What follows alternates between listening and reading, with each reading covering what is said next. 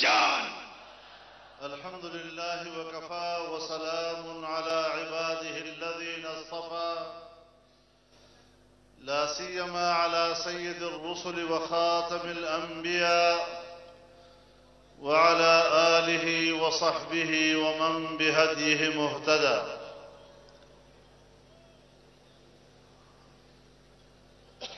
رہبران قوم، میرے بزرگوں، دوستوں اور مجاہد ساتھیوں،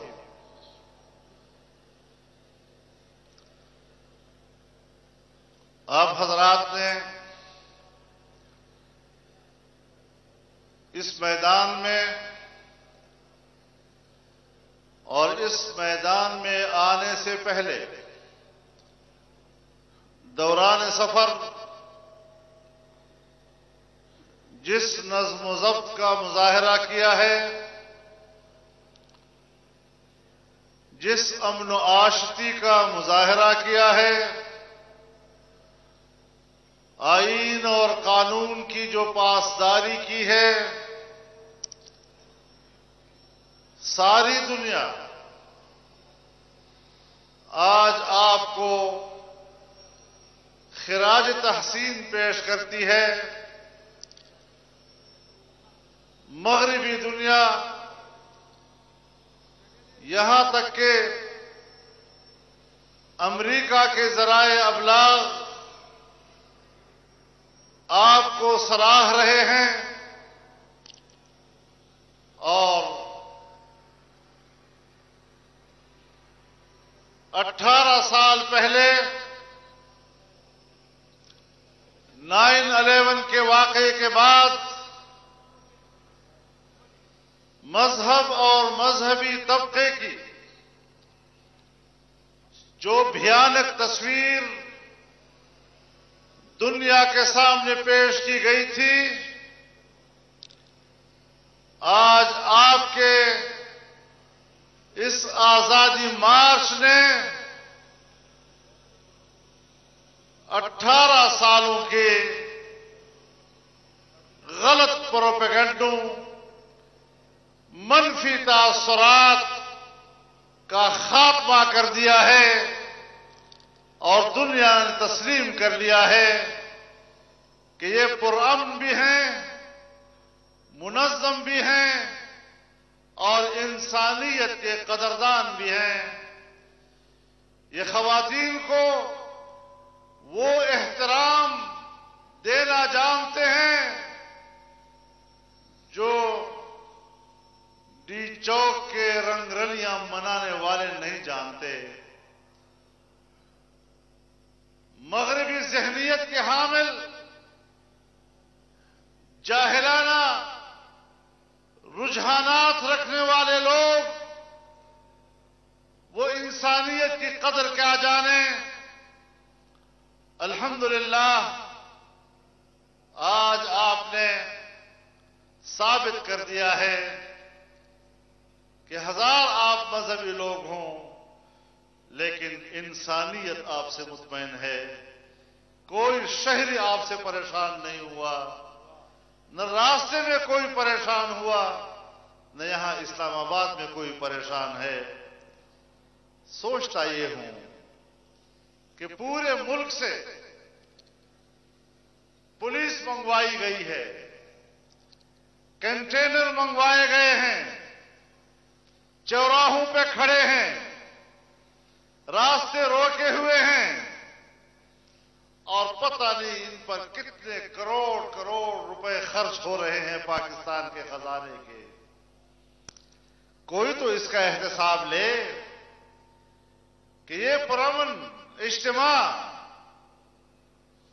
جو معاہدے کا پاس رکھ سکتا ہے، جو اپنے حدود سے 1 انچ آگے جانے کی بات نہیں کر رہا، صبر، تحمل اور امن کا مظاہرہ کر رہا ہے، پورے ملک سے پولیس اسلام آباد بلا کر اور کروڑوں روپے ان کے اوپر خرچ کر کے ملکی خزانے کو جو نقصان پہنچایا جا رہا ہے، کیا ہے کوئی ادارہ اس ملک میں کیا ہے کوئی نیب جو اپنے اس ملک کے حکمرانوں کو اس لیے اپنے عدالت میں بلائے کہ تم نے پاکستان کا کروڑوں روپیہ اس بےمانی قسم کی پریکٹس پر کیوں خرچ کر دیا ہے؟ میرے محترم دوستو، ہم پوری دنیا کو امن کا پیغام دینا چاہتے ہیں۔ ہم نے 15 ملین مارچ کیے ہیں، وہ بھی پرامن۔ ہم آج پورے ملک سے یہاں آئے ہیں، یہ بھی پرامن۔ کل اگر امن خراب ہوتا ہے تو ذمہ دار کون ہوگا؟ ہم تو 1 سال سے میدان میں کھڑے ہیں۔ گزشتہ سال نومبر اور آج کا نومبر، گزشتہ سال نومبر میں ہم نے ملک کے اندر 3 بلین مارچ کیے اور وہاں سے ہم نے آغاز کیا تھا۔ کیوں کیا تھا؟ کہتے ہیں ناموس رسالت کا کون سا مسئلہ ہے؟ کیا توہین رسالت کے مرتکب خاتون کو اجرت کے ساتھ ایک ہی پیشی میں بری نہیں کیا گیا اور اس کے بدلے میں بیرون ملک شہریت اور وہاں کے براعات حاصل نہیں کیے گئے؟ اور پھر اس جعلی وزیر اعظم نے بڑے اکرام کے ساتھ اس کو ملک سے باہر جانے کے انتظام کرائے۔ اگر ایک شخص وہ بری ہے، باعزت بری ہے، وہ جرم کی مرتکب نہیں، تو پھر اپنی ریاست اس کو تحفظ کیوں فراہم نہیں کر سکتی اور ملک کا حکمران اس کو دوسرے ملک بھیجنے کے انتظام کیوں کر رہا ہے؟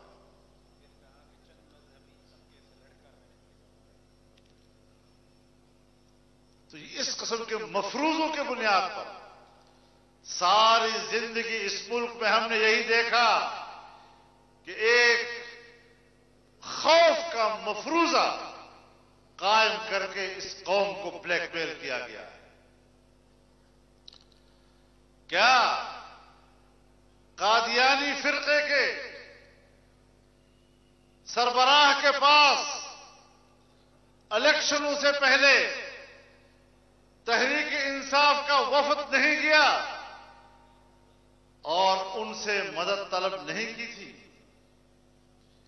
کیا ابھی چند ہفتے ہوئے قادیانیوں کے سربراہ نے نہیں کہا تھا کہ اب پاکستان میں ہمارے خلاف آئینی شک ختم ہونے والی ہے؟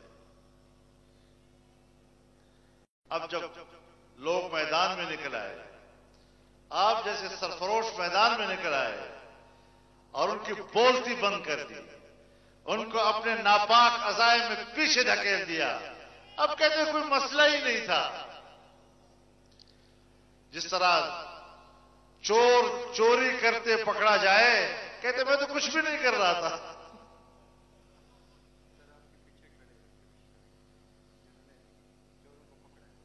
تو اس حوالے سے جھوٹ نہ بولا جائے قوم کے سامنے۔ کبھی کہتے ہیں قومی کمیشن بنایا جائے تاکہ اس بات کی تحقیق کرے کہ دھاندلی ہوئی یا نہیں۔ تحقیق اس چوری کی جاتی ہے جس کے گواہ نہ ہوں۔ جس چوری پر پوری قوم گواہ ہے اس کی تحقیق نہیں کی جاتی، اس پہ حکمران کو رخصت کیا جاتا ہے۔ نعرہ تکبیر! چور وزیر اعظم نامنظور! چور وزیر اعظم! چور وزیر اعظم! جیلی وزیر اعظم! یہود نواز وزیر اعظم! قادیانی نواز وزیر اعظم! میرے محترم دوستو، ساری دنیا کو چور کہنے والے تمہاری پوری پارٹی کی فارن فنڈنگ کا کیس سے الیکشن کمیشن میں کیوں لٹک رہا ہے؟ 5 سال سے الیکشن کمیشن میں تمہارے اپنی پارٹی کے سینئر لوگ، تمہاری اپنی پارٹی کے بانی لوگ وہ آپ کے خلاف کمیشن میں گئے ہیں اور کہہ رہے ہیں کہ اربوں روپیہ آیا، ہندوستان سے بھی آیا، یورپ سے بھی آیا، بہت سے ممالک سے فنڈ اکٹھا کیا گیا، کدھر گیا وہ؟ اور میں آپ کو آج بتا دوں کہ 5 سال تک اس کیس کو مؤخر کرنے کے لیے تم نے عدالتوں میں 60 درخواستیں جمع کی ہیں، 60 نہیں 60، اور تمام عدالتوں میں تمہارے 60 کے 60 درخواستیں خارج ہو چکی ہیں۔ کسی عدالت نے بھی آپ کی یہ درخواست قبول نہیں کی کہ یہ کیس نہیں چلنا چاہیے۔ ہر درخواست تمہاری خارج ہو چکی ہے، اس کے باوجود آج تک الیکشن کمیشن اس حوالے سے کوئی فیصلہ کیوں نہیں کر سکا ہے؟ اور جب پوری پارٹی چور ہے، پورا ٹبر چور ہے، پھر اس کو کیوں تحفظ دیا جا رہا ہے؟ پھر اس کو انصاف کے کٹہرے تک لانے کے لیے کیوں تاخیری حربے استعمال کیے جا رہے ہیں؟ نعرہ تکبیر! چور وزیر اعظم، ناکام وزیر اعظم، غیر مہذب وزیر اعظم! میرے محترم دوستو، میں نہیں کہہ رہا، لیکن ایک مصدقہ صورتحال سامنے آئی ہے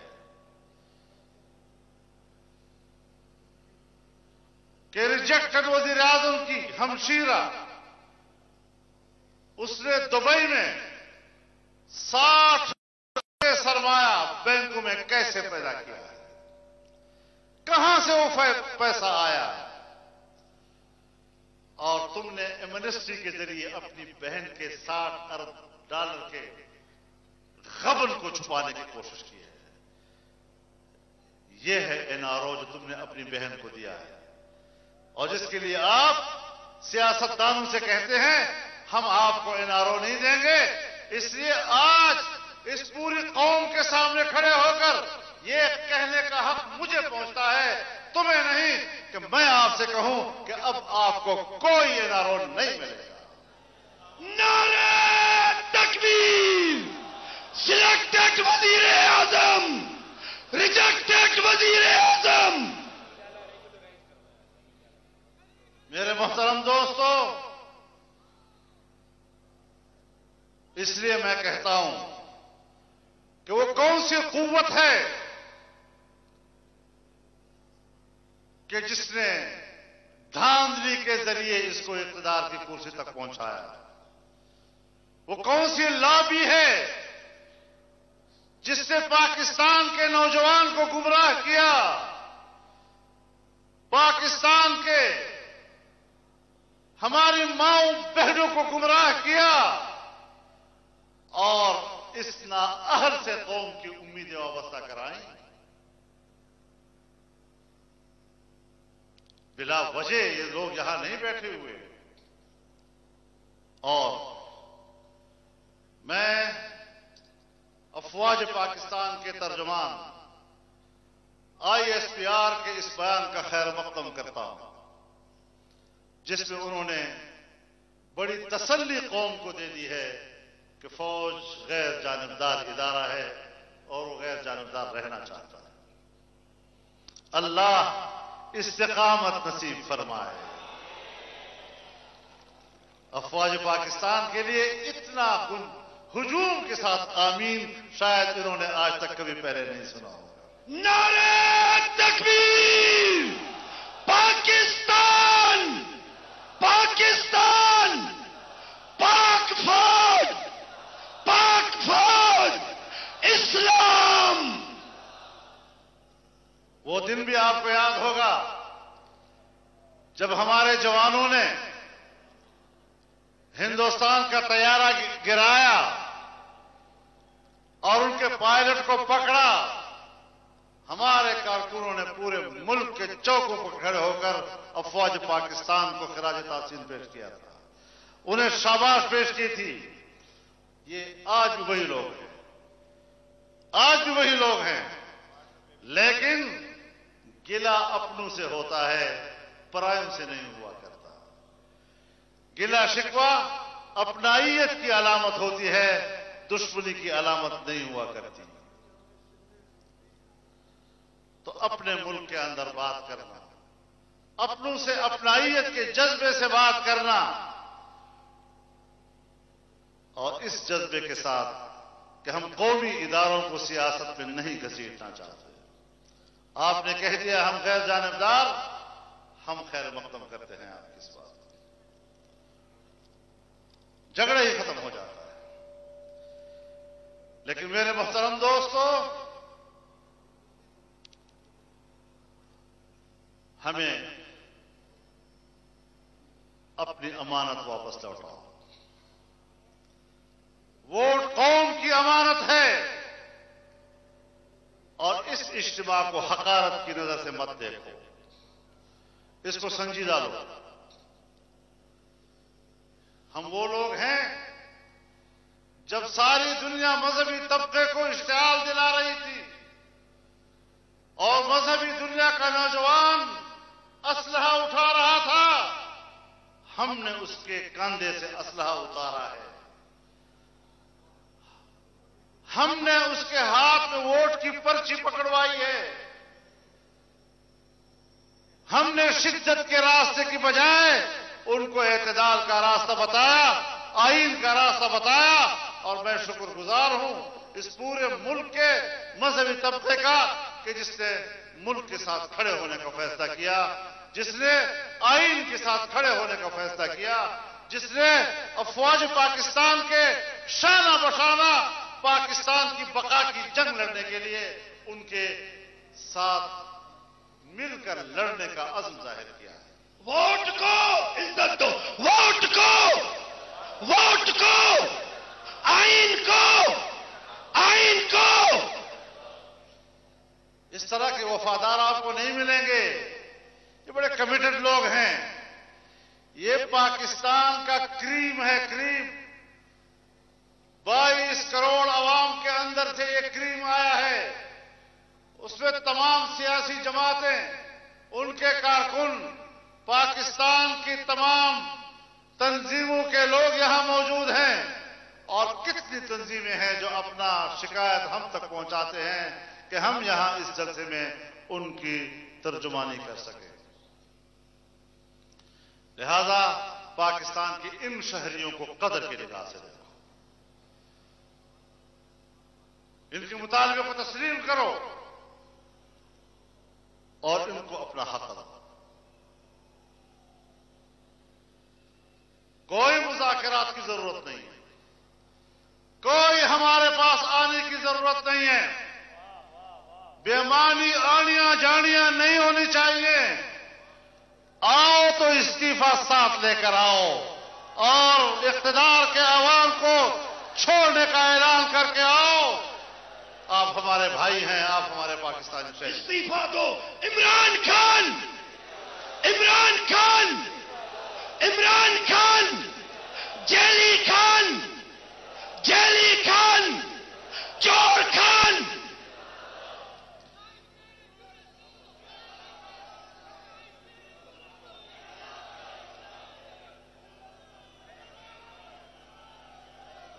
سلام ہے۔ اب تک جتنے فیصلے آئے ہیں، جہاں کسی نے انفرادی طور پر عدالتوں سے رجوع کیا ہے، ہر جگہ تمہیں شرمندگی کا سامنا کرنا پڑا ہے۔ میرے پیچھے ایک وکیل صاحب کھڑے ہیں، وہ کہہ رہے ہیں کہ میں بھی اتنا بڑا ثبوت لے کر آیا ہوں اپنے حلقے کی دھاندلیوں کا۔ آپ کو شیم شیم، عمران خان، چور خان۔ اور یہ بتا دوں، کل آپ نے دیکھا کہ پاکستان بار کونسل کی قیادت سپریم کورٹ کے بار ایسوسی ایشن کی قیادت، اور یہ صرف نو منتخب لوگوں کی بات نہیں کر رہا، انشاءاللہ اس سپریم کورٹ کے بار کے سابق عہدیدار بھی آپ کے سامنے آئیں گے اور آپ کی حمایت کریں گے، آپ کے ساتھ رہیں گے انشاءاللہ۔ میرے محترم دوستو، ہم نے یہ سفر بڑی جرت کے ساتھ، بڑی غیرت کے ساتھ، بڑی ہمت کے ساتھ، استقامت کے ساتھ منزل تک پہنچانی ہے، اور ہم اب اس سے کم پر راضی ہونے والے لوگ نہیں۔ استعفا ہم کو چاہیے، ہم کو چاہیے، آج ہی چاہیے، آج ہی چاہیے۔ مولانا کہتا ہے، محمود خان کہتا ہے، اپوزیشن کہتی ہے ابھی دے دو، آج رات دے دو۔ تو یہ مہربانی کرو، ہم قومی اداروں سے کہنا چاہتے ہیں، برادرانہ لب و لہجے میں کہنا چاہتے ہیں، اس کو اپنی قوم سمجھو۔ یہ وہ لوگ ہیں جو آپ کے ساتھ ہوں گے۔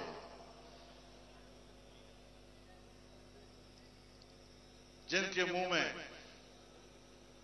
دودھ کے گھونٹ ہیں وہ آپ کے ساتھ نہیں چلیں گے، وہ اس ملک کی خدمت نہیں کر سکتے، اور یہ ساری چیزیں اب محاذ پہ میدان پہ ہونی چاہیے۔ قوم کو اپنا حق واپس دو، استعفا دو، حکومت کا گھر چھوڑو، عوام کے پاس واپس جاؤ۔ ہمارے پاس اس کے علاوہ کوئی دوسرا آپشن نہیں ہے۔ اب تم بند دروازے میں ہو، بند گلی میں ہو، آپ نے فیصلہ کرنا ہے کہ اس بند گلی میں تم نے سانس دینی ہے یا آپ نے اس بند گلی سے آ کر قوم کو اس کا حق دینا۔ کو بھاگ جا عمران، آ گیا فضل الرحمان، آ گیا فضل الرحمان، آ گیا محمود خان۔ بھاگ عمران، بھاگ بھاگ بھاگ عمران، بھاگ عمران۔ تو میرے محترم دوستو، انشاءاللہ سردی ہو یا گرمی، بیٹھے رہیں گے، بارش ہو یا ہوائیں، انشاءاللہ حوصلے ٹوٹے نہیں ہیں، حوصلے اور بڑے ہیں۔ بیٹھے رہیں گے طوفانوں میں، طوفانوں میں، اسلام آباد بارشوں میں۔ اسلام آباد کے ٹھنڈے موسم میں آپ کے جذبات کی گرمی دیکھ کر محسوس کرتا ہوں کہ آپ کے جذبات کی گرمی نے کس طرح اسلام آباد کے ٹھنڈک کو شکست دی ہے، اور جس طرح آپ کے جذبات کی گرمی نے اسلام آباد کے ٹھنڈ کو شکست دی ہے، آپ کی تحریک حکمرانوں کو شکست دے گی، اور آپ انشاءاللہ فتح یاب ہوں گے۔ وآخر دعوانا ہم لے کے رہیں گے۔ انشاءاللہ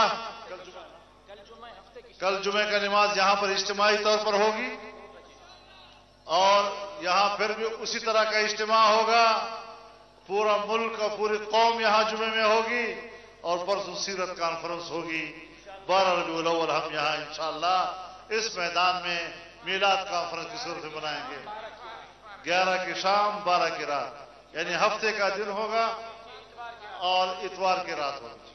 السلام علیکم۔ ہم لے کے رہیں گے۔ کل جمعہ کی نماز 2 بجے یہیں ادا کی جائے گی۔ پرسوں بروز ہفتہ شام 4 بجے سے سیرت کانفرنس کا آغاز ہوگا، جس میں ملک بھر کے مقتدر علماء اکرام، نعت خوان، قرآ حضرات شرکت کریں گے۔ یہاں شرکاء اپنے عزیز و اقارب تک پیغام پہنچائیں۔ پوری قوم ہمارے ساتھ 11 ربیع الاول کی شام کو سیرت کانفرنس میں شرکت کرے۔ ابھی اذان عشاء ہوگی، اس کے بعد نماز، پھر رات کا آرام۔ کل انشاءاللہ جمعہ کی نماز سے